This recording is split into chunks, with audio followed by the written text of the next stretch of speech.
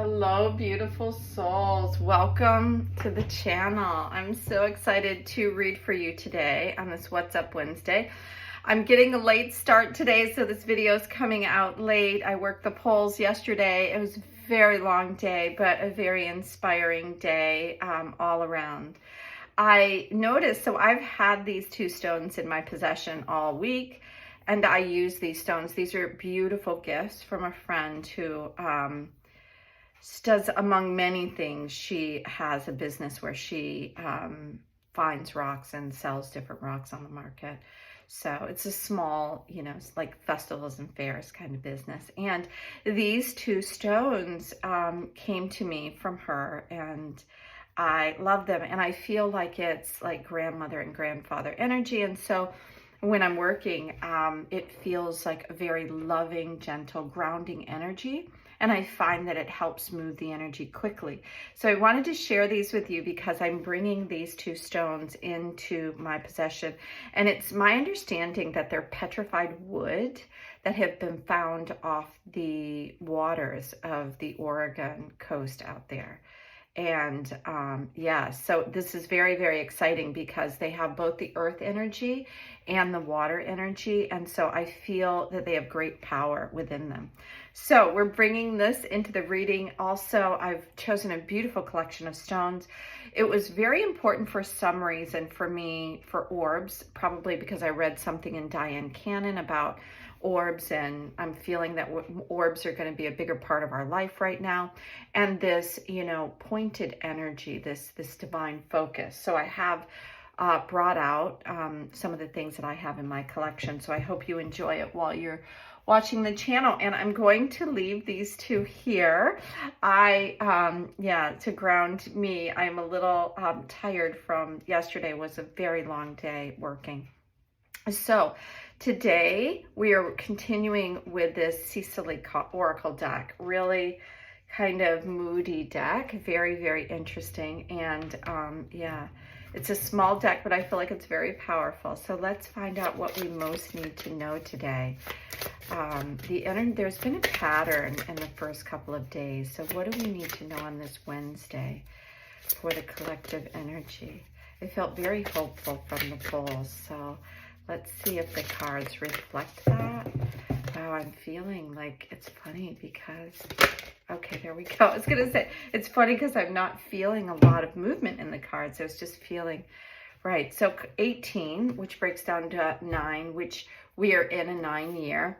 And this one has come out many times, and I'm trying to remember what it is. It's, it looks like this soft, beautiful queen energy, but somebody is retreating from her. I don't think the card is retreat, but it's, so I'll tell you one of the things that I'm getting, which probably isn't in the guidebook, is I am getting this amplification of this divine feminine energy and the receding of this masculine energy. Now, she's very soft and beautiful in this, and I'm not sure what the guidebook says, but that's what I'm reading, is this beautiful feminine energy coming in a soft way.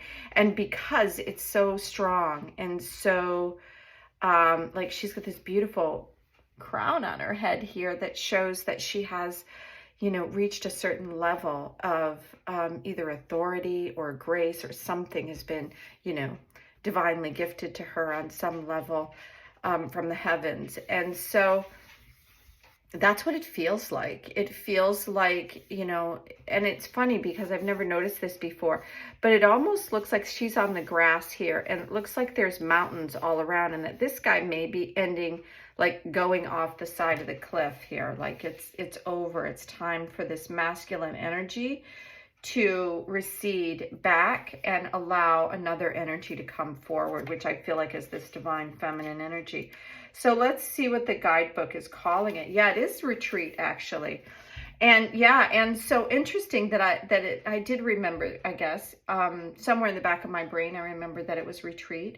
Yeah, so that is the energy that I'm getting, is like this masculine energy is diminishing, and it needs to, because it's become out of balance. When anything, like if we had too much feminine, influence, then it would need to retreat. So masculine, but the masculine has been coming into more and more power over thousands and thousands of years, and not for the betterment of others, it feels at times. So more feminine energy, more gentleness. It says, oh my, that took an unexpected turn. Something that looks so inviting turned out to be worse than anticipated, right? And I think that that's exactly what's happening in our political system, is that, we think we understand the people that we elect, and sometimes we don't. And sometimes a lot of lies are spread, and it's confusing. We don't know what the truth is. It says, you're right. So this could be you. This could also be a personal aspect. So I'm looking at this divine feminine coming into a stronger sense of their self, and then the masculine retreating, which is what the card shows. But on a personal level, you could have gotten into a job that looked like it was better, or a relationship that looked like it was better, or whatever, a group that looked like it was better, or whatever it is. Maybe you're just doing a hobby and it's turned out to be way more than you expected. So bring this down into a personal level for you. We all have something that we're ready to kind of let go. That's really what this card is leaving a situation that has just become too much. Wow, did you see that? So I turned my head, and out of the corner of my eye, I saw this big spark. Okay, so it says a calm, rational retreat will serve you better than careening wildly out of control. So don't rush from one bad situation into another one. That is something that I'm very proud of working in the therapies that I do with energy therapies. It helps release some of that old energy that keeps you kind of on that hamster wheel. Because if we leave a bad situation and we're feeling victimized and all this, then we take that victimization into the next relationship, and it just keeps repeating until we see that what we've been in was something that we needed to see our own power. It's like even the masculine struggle here between the masculine and the feminine, it needed to become out of balance so the masculine could see that it is out of balance too much in one direction, and so the feminine could see it like its passivity and come more into its power. So there's no need to look back, just leave it all behind you and plot your next move. Oh, I love that. What a beautiful way to move forward in this day. And I love that we got one card. So I'm going to go again to the animal spirits and see what is the energy, the animal energy that would like to share here. Okay. Oh, look at that. We have armadillo spirit. And so with armadillo spirit, it's a very interesting animal spirit, right? So, a lot of people love it, some hate it. This, again, is this 3 energy about bringing another element into the space. And armadillos is about setting these healthy boundaries.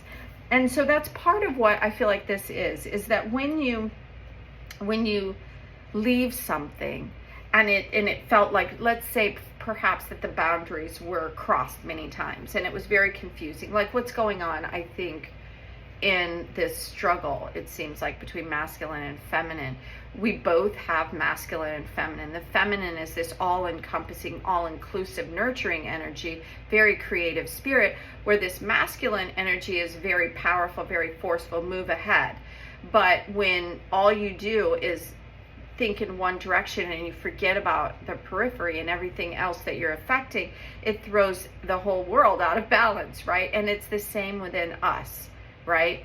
So let's say if you're really power hungry, and I'm not saying that's a bad thing, but let's say you get very single focused on you need to do this, and without seeing the consequences of your actions or how it's affecting people, then later, even if you reach that goal, this outer thing you weren't focusing on now has to become reconciled, so to speak. So it's as if it's telling us that we need to see the boundaries of where we are. If you've been a little bit too passive in your world and allowed people to get into out of balance relationships, or if you feel like you've reached something and you have forgot that there is more around you than what you're seeing straight away. So let's take a look at the guidebook and see what it has to say.